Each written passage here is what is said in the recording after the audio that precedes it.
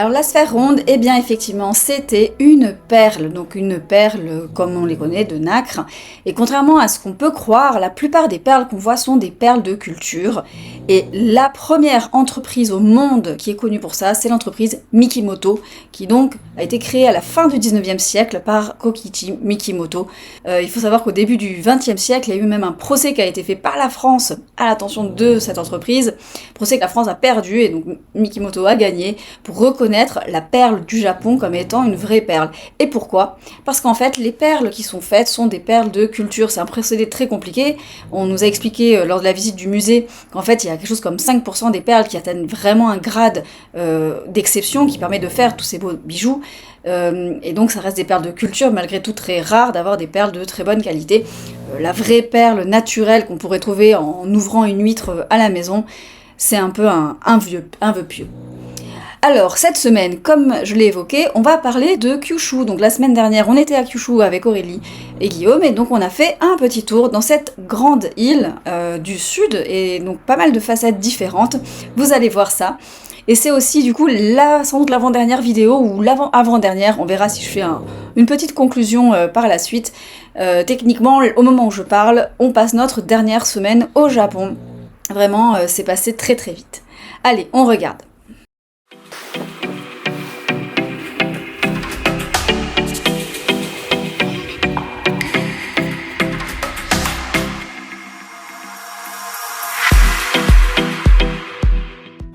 Alors, première étape à Kyushu, c'est direction nature. Donc pour ça, on est d'abord passé à Kumamoto, qui est l'ancienne capitale de Kyushu, une très jolie ville avec un très beau château qui surplombe la ville. On a fait quelques photoshoots, pas très nature, mais c'était des sculptures d'un manga très connu, et ça faisait plaisir à Aurélie aussi. Et puis ensuite, donc, on s'est orienté vers l'intérieur des terres. On a trouvé un petit bed and breakfast très pittoresque qui nous servait un petit déj gargantuesque. D'ailleurs, que j'ai transformé en déjeuner pour le jour de la petite rando. Et ensuite, direction donc les volcans, ou la série de volcans qui est au milieu du pays, qui culmine pas très haut, 1600 mètres. Donc le mont Aso, qui est constitué d'une série de plusieurs volcans. Puis les très très belles gorges de Takahachio, donc c'est magnifiquement bien conservé et très respecté.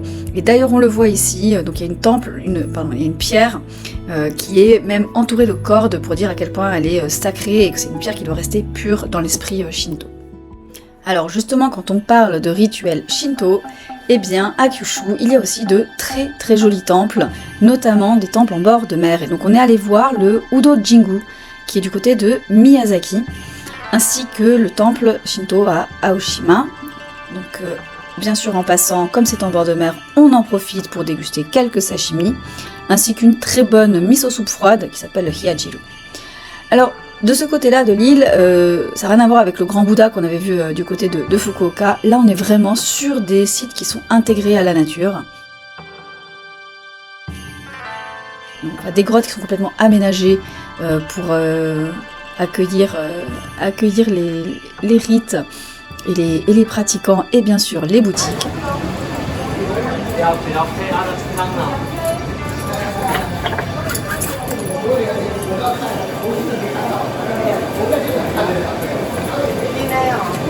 Je vais jeter ça. Je sais pas, ça apporte quoi de la chance? Je vais faire un olive, moi.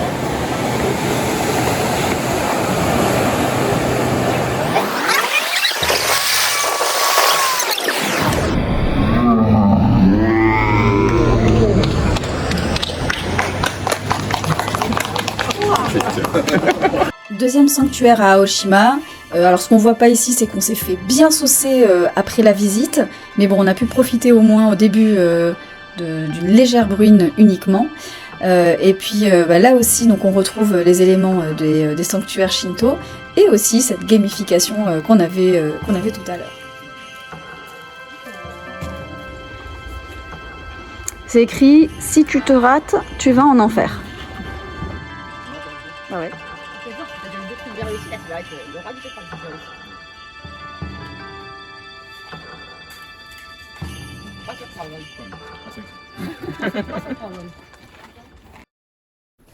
Alors cette fois-ci, on va revenir sur des choses un peu moins naturelles, puisqu'on revient sur l'artisanat. Et donc pour ça, on est revenu tout au nord, donc un petit pit stop à Oita pour déposer Aurélie et récupérer nos bagages. Et puis ensuite, direction à nouveau donc le nord-ouest de Kyushu, vers Yame.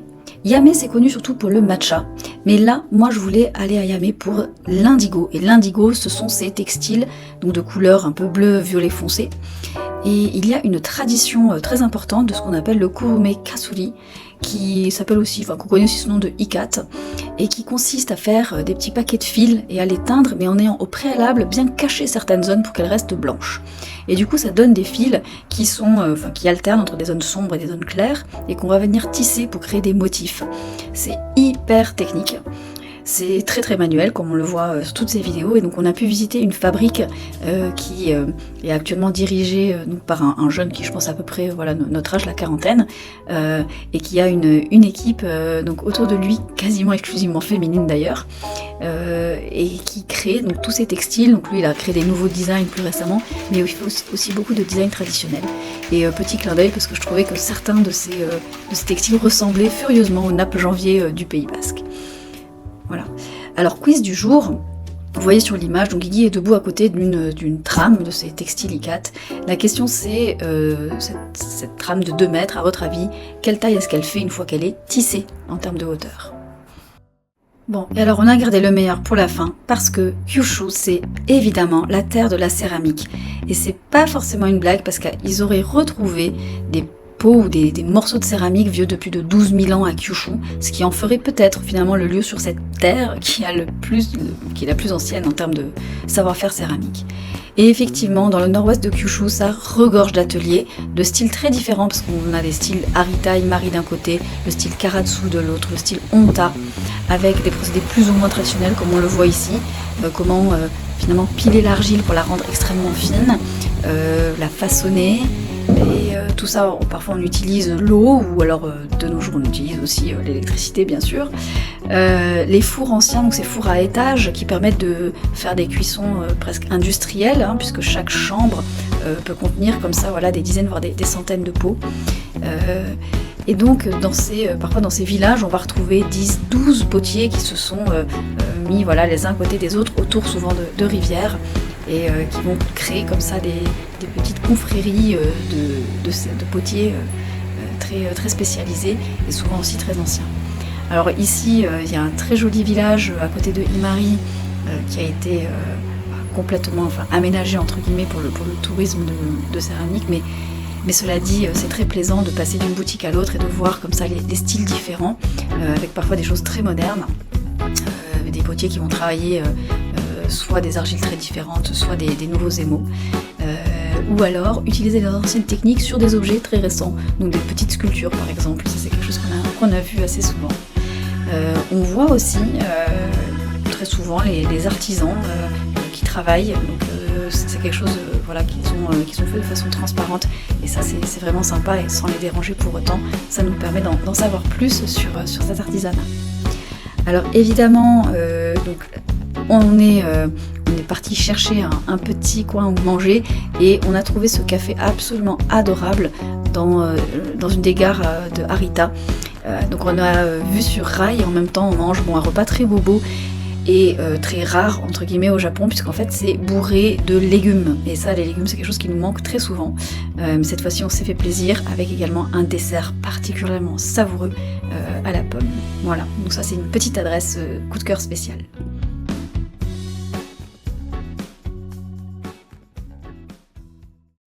Alors pour la vidéo de la semaine prochaine, on va boucler la boucle, puisqu'on est reparti donc de Kyushu, on a remonté toute la grande île de Honshu, donc jusqu'à faire un petit tour par Sendai, qui était la ville où j'avais étudié il y a 20 ans, et revenir ensuite à Tokyo pour prendre l'avion tout simplement. Donc on verra ça, pas mal de choses qu'on a faites lors de ce programme, donc c'est assez sympa.